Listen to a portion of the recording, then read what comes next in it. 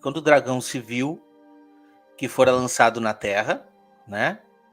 Ele perseguiu a mulher que dera luz ao filho homem, foram dadas às mulheres 2 asas de grande águia, para que voasse para o deserto e o seu lugar, onde é sustentada por um tempo, tempos e metade de um tempo, fora da vista da serpente.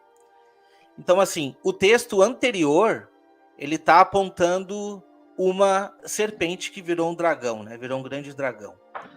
Porque o tempo determinado, quando a gente estuda, a gente vê características que nos levam para os profetas para entendermos exatamente o que está acontecendo neste momento. Vamos lá? Olha só, meus irmãos, que interessante.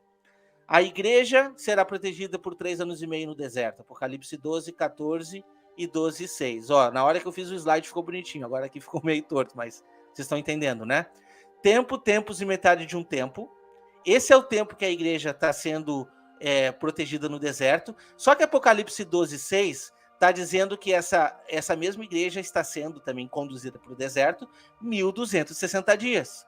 Que semelhança é essa? É a mesma, o tempo cronológico é o mesmo. Só que Deus está usando essas duas relações de tempo para nos fazer meditar. Porque quando a gente medita nessas escritas, na forma que foi escrita, nos dá embasamento para entender um pouco mais sobre os profetas. Esse é o ponto, né? Ó, Apocalipse 12, 6. E a mulher fugiu para o deserto, onde já tinha Deus um lugar preparado para que fosse alimentada durante 1.260 dias. O tempo cronológico é o mesmo, e a gente vai ver que são 3 anos e meio. Literalmente 3 anos e meio.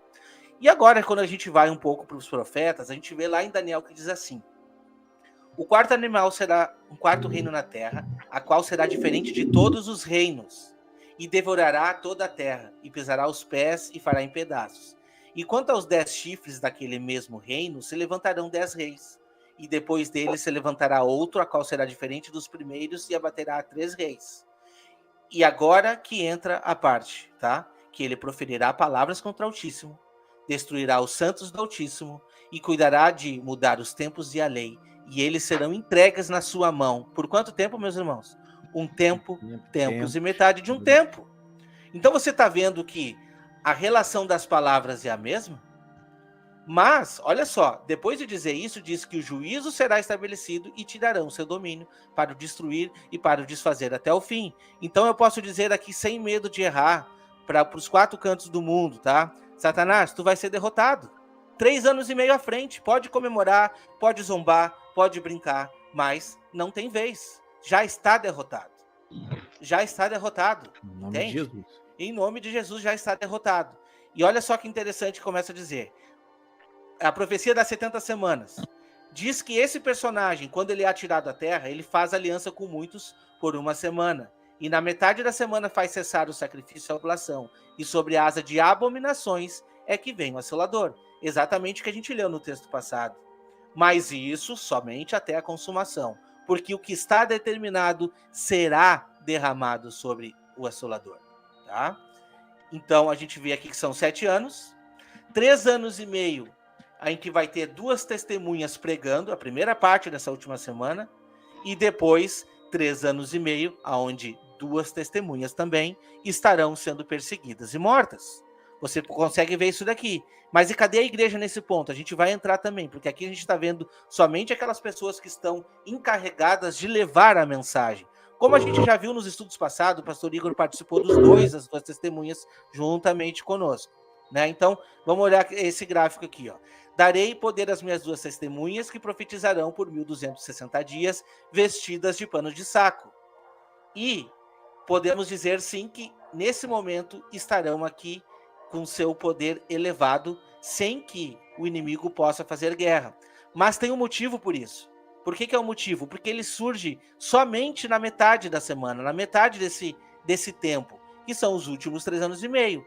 E quando acabarem o seu testemunho, a besta que sobe do abismo lhes fará guerra e os vencerá e matará. E depois daqueles 3 dias e meio, o espírito de vida vindo de Deus entrou neles, puseram-se em seus pés e caiu grande terremoto para os que viram. Grande temor, desculpa que eu não consigo enxergar por causa do sino aqui, mas é tremor para os que viram, exatamente.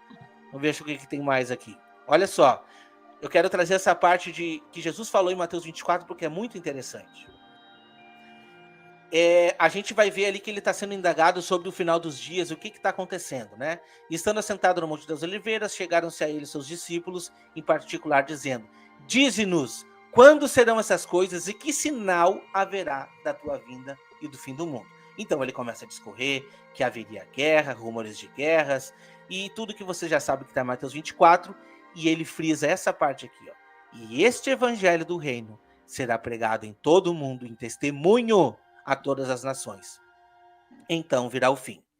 Mas não para por aí, porque quando chega no versículo 15, ele vai dizer: Quando, pois, virdes a abominação da desolação, da qual falou o profeta Daniel, que está no lugar santo, quem lhe entenda, então sim, os que estiverem na Judéia fujam para os montes, quem estiver sobre o telhado não desça para tirar coisa alguma da sua casa, e quem estiver no campo não volte atrás a buscar as suas vestes. E ai das grávidas e das que amamentam naqueles dias. Por quê, pastor Igor? Por quê? Por que está dizendo assim, não volte? Porque é o momento de sair para o deserto. Esse é o momento. Viu o sinal que o anticristo está surgindo? É o momento de cair fora, literalmente. Isso nós estamos falando para quem? Para a igreja. Porque as duas testemunhas já estão a campo de batalha há muito tempo, há 3 anos e meio atrás. Já iniciaram. Entende? Eles iniciaram antes do surgimento do anticristo. E logo depois da aflição, para quem acredita, né, que a igreja vai ser tirada antes, não vai passar, esse texto é chave. Logo depois da aflição daqueles dias. Qual aflição? Essa que está sendo determinada. O sol escurecerá, a lua não dará sua luz, elas cairão do céu e as potências do céu serão abaladas. Então aparecerá no céu o sinal do Filho do Homem. Todas as tribos da terra se lamentarão vendo o Filho do Homem vindo sobre as nuvens do céu com poder e grande glória. Então é mais ou menos isso aí, meus irmãos. O tempo cronológico não deixa dúvida para nós. Né, pastor? Pode ir. Não, é só para frisar mais uma vez aqui, né? Você falou sobre um tempo, 2 tempos e metade de um tempo. O anticristo, de fato, quando a gente não sabe quem é o anticristo, mas ele está ali no meio, né? E ele faz um acordo, né? Ele firma uma aliança com muitos por uma semana. Essa aliança que ele faz com muitos ali é no início da semana, tá? Lembra que no início da semana a igreja já está ali manifestando, ela gerou o filho varão, ela já está manifestando, né, a glória, o poder, né, a plenitude, as testemunhas estão operando. Esses muitos ali são os 10 reis, não é isso? Né? Quem são os 10 reis? Os 10 reis, até onde nós entendemos hoje, qual é a entidade que opera, e não um império, mas uma entidade em que ela determina o que vai ser sobre a economia, saúde, educação, cultura, é a ONU. Né? É a ONU que faz isso. Então, a ONU é mundial, é ou não é? A ONU é mundial. Mas o que vai acontecer? De fato, ele faz essa aliança com aqueles que estão encabeçando uma entidade que se tornará um governo mundial. Isso é que acontece. E as nações vão se submeter. Você vê aí, né? Qual foi a nação que não se submeteu à questão da picada aí? Qual foi a nação? Todas se submeteram, todas, né? Submeteram a essa questão, tá? Muito bem. E aí o que acontece? Só que, ainda que alguém possa dizer, não, mas vai ter gente que não vai querer, vai ter nação, beleza. Só que tem um detalhe, na metade da semana, aí é que é o diabo que desce, né? Na metade da semana, ele começa a perseguir a igreja. E aí é dado a ele o poder, para você ver como é que ele vem com todo o poder e eficácia de Satanás. É como se Satanás ele se encarnasse nesse camarada. Ele é o próprio diabo, né? E ele aqui na Terra, ele vai estar na pessoa desse anticristo e ele vai perseguir toda a igreja. Agora, a igreja está onde? Está espalhada no mundo todo. Então tem que ser uma coisa mundial, não pode ser uma coisa tipo, eu vou para o Alasca, porque lá ninguém está usando a marca da besta. Então vou para lá e lá vou viver minha vida normalmente. Né? Não, vai ser uma coisa mundial. Para isso é que vai levar para o deserto, porque não tem escapatória. Não tem escapatória.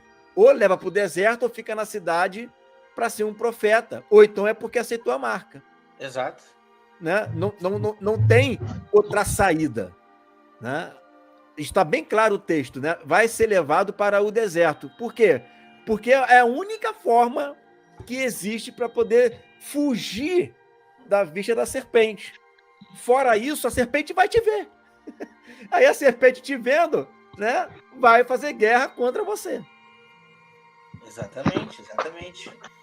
E interessante, né, que a gente vê que quando se inicia essa última semana, esse é um momento crucial, porque não é que Satanás ainda não chegou que as coisas não estão acontecendo, né? Enquanto as duas testemunhas estão pregando destemidamente, o reino da besta está se formando. Sim. Está se formando naquele momento. Simplesmente eles não estão agindo, porque a ação será somente na metade da semana. Irmão Ricardo. Muito bom, muito bom. Eu fiz algumas menções aqui sobre essa maravilhosa obra do Senhor com as asas de águia. O pastor Igor mencionou acerca de Êxodo, onde o Senhor disse para eles: eu vos levei sobre asas de águia. É a primeira menção ali. 19:4, né? Eu falei isso. 14, Êxodo 19:4. Exatamente. E 19:4 é no contexto do Monte Sinai, na primeira aliança. Aí, nessa segunda aliança, agora, no contexto do Êxodo, do último Êxodo, nós vamos ver novamente aí duas asas de grande águia. E o Senhor já havia deixado também algo interessante aqui em Deuteronômio 32, no cântico, o último cântico de Moisés, né? Muito interessante aqui, que está escrito assim, Deuteronômio 32, verso 9. Porque a porção do Senhor é o seu povo, Jacó é a parte da sua herança. Achou na terra do deserto e num ermo solitário, cheio de uivos. Trouxe-o ao redor, instruiu, guardou, como a menina do seu olho. Como a águia desperta do seu ninho e se move sobre os seus filhos. Estende as suas asas, toma-os e os leva sob as suas asas. Assim só o Senhor o guiou, e não havia com ele Deus estranho. No Cântico de Moisés, algo que, claro, apontava para aquele primeiro êxodo, mas nós percebemos aqui uma mensagem que ele vai transcender os tempos, as eras, e ele vai sim estar associado, faz todo sentido colocar isso aqui também para o último êxodo, onde a mulher será levada com asas de grande águia para ser sustentada por tempos e metade de um tempo. Outra passagem que eu acho muito interessante é aqui no livro de Isaías, capítulo 40, e a gente sempre menciona Isaías do 40 ao 48, é mensagem para as testemunhas, né? E aqui no verso 3 de Isaías 40, vai falar: vós o que clama no deserto, preparai o caminho do Senhor, endireitai no ermo a vereda ao nosso Deus. E assim, lá nos últimos versos, vai falar assim: porque, pois, dizes, ó Jacó, e tu falas, ó Israel, o meu caminho está encoberto ao Senhor, o meu juízo passa de largo pelo meu Deus. Não sabes, não ouviste que o eterno Deus, o Senhor, o Criador dos confins da terra, nem se cansa, nem se fadiga, não há esquadriação no seu entendimento, dá vigor ao cansado e multiplica as forças ao que não tem nenhum vigor. Os jovens se cansarão e se fadigarão, jovens certamente cairão, Mas os que esperam no Senhor renovarão as suas forças e subirão como asas de águia. Correrão e não se cansarão, caminharão e não se fatigarão.